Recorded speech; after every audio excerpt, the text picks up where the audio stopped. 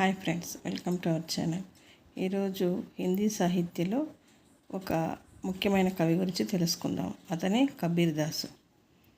Kabir G కి జన్మ 1397 ఈ మే వారణాసి మే హువా థా.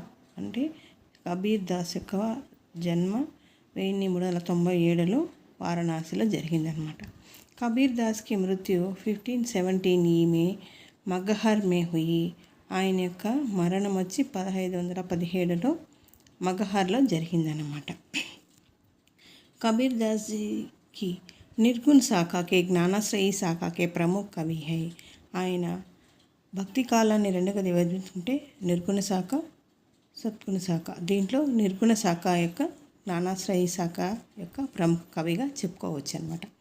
కబీర్ దాస్కి గురు రామానంద్ తే. ఆయన యొక్క గురువు రామానంద్ అనమాట. కబీర్ దాస్ का पालन पोषण नीमा नीरू नामक जुला దంపతి నే కియా థా. వాళ్ళ తల్లిదండ్రులు వచ్చి నీమా మరియు నీరు అనేటువంటి జూలా ఆ దంపతులు అతని యొక్క పాలన పోషణ చేశారనమాట. ఉనికి పత్ని కా నామ్ లోయి థా. తన యొక్క పత్ని యొక్క పేరు లోయి. మరియు పుత్ర కా నామ్ కమాల్ తథా పుత్రి కా నామ్ కమాలిత. తన యొక్క పుత్రుడి పేరు కమాలు మరియు తన యొక్క కూతురు ఆమె పేరు కమాలి అని ఉందన్నమాట. కబీర్ నిరాకార్ ఈశ్వర్ కో మాన్నే వాలేతే. నిరాకార్ అంటే ఆయనకంటూ ఒక రూపం అంటూ లేనటువంటి ఒక రూపాన్ని ఈశ్వరుడని కబీర్ దాస్ అనుకున్నాడనమాట. ఉన్కా ఈశ్వర్ ఏక్ హై జో నిర్గుణ శాఖకి और సగుణ శాఖ भी పరే హై. అంటే ఈ యొక్క ఈశ్వరుడు అనేటువంటి అంటే తన కబీర్ దాస్ ప్రకారము ఈశ్వరుడు అనేటువంటి ఆయన ఎవరు అంటే నిర్గుణ శాఖ అయినా కావచ్చు, సగుణ శాఖ అయినవచ్చు.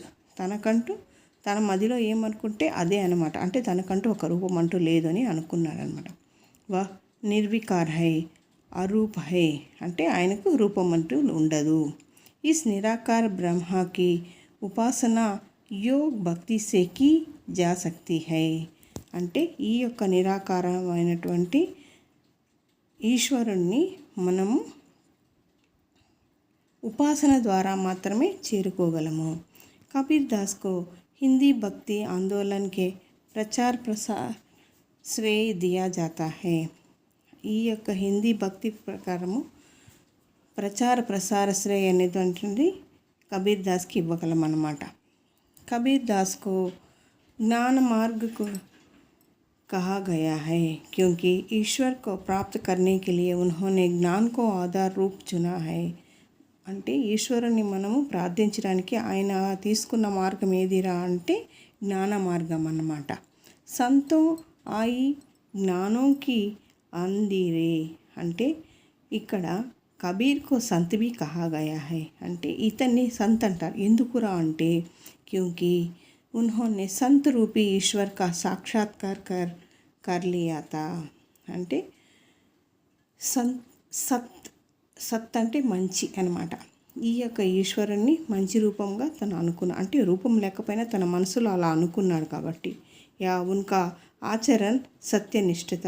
సత్యాన్ని ఆచరిస్తూ ఉన్నాడు కాబట్టి ఆయన్ని ఈ యొక్క సంత్ అని కూడా పిలుస్తారనమాట. ఇప్పుడు కబీర్ యొక్క కొన్ని ముఖ్యమైన విషయాలు చూద్దాం.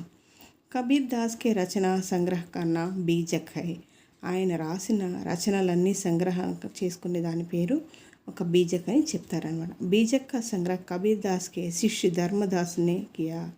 అంటే బీజక్ అనే యొక్క ఈ పుస్తకాన్ని వచ్చి తన యొక్క శిష్యుడు ధర్మదాసు రాశారనమాట. బీజక్ కా 3 ఖండ్ హై. ఈ బీజక్ అనే పుస్తకాన్ని మళ్ళీ 3గా విభజించారు. ఒకటి సాకి, సబద్, రమైని అనమాట. సాకి దోహే చంద్ మే హై. ఈ సాకి, సబద్, రమైనీలో మొట్టమొదటి సాకి అనేది దీంట్లో మొత్తము దోహా చంద్ అని పెట్టారనమాట. సబద్ మే కబీర్ కే సామాజిక వికాస్ హై. ఈ యొక్క సబద్ అనే పుస్తకంలో సామాజిక వికాసాన్ని గురించి రాసింది సబద్ అనమాట.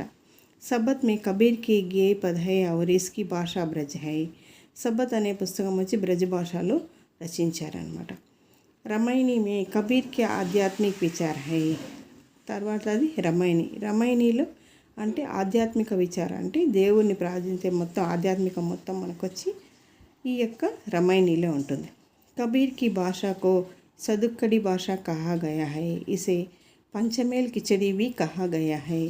ఇప్పుడు మనం కబీర్ రాసిన ఏ భాష అని అనుకున్నామంటే ఆయన భాషని మొత్తం సదుక్కడి అంటారు. దీన్నే పంచమేల్ కిచడి అంటారు. ఎందుకంటే ఆయన ఒక భాషనిగా తీసుకోలేదు, అన్ని భాషలు కలగలిపి రాసిన భాష కాబట్టి సదుక్కడి భాష అని అంటారు. కబీర్కి శైలికో ఉటల్బాజీ శైలి కహా గయా హై. ఇప్పుడు శైలి గురించి ఆలోచించామంటే ఉటల్బాజీ శైలి అంటారనమాట.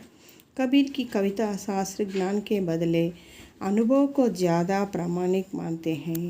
ఈ యొక్క కబీర్ దాస్ ఆయన యొక్క శాస్త్ర జ్ఞానం చూసుకున్నామంటే ఆయన్ని అందరిలాగా ఒక పర్టికులర్గా తీసుకోలేదనమాట. ఆయన తీసుకునేదంటే అనుభవానికి ఎక్కువగా ఇంపార్టెంట్ ఇచ్చారనమాట. Thank you friends.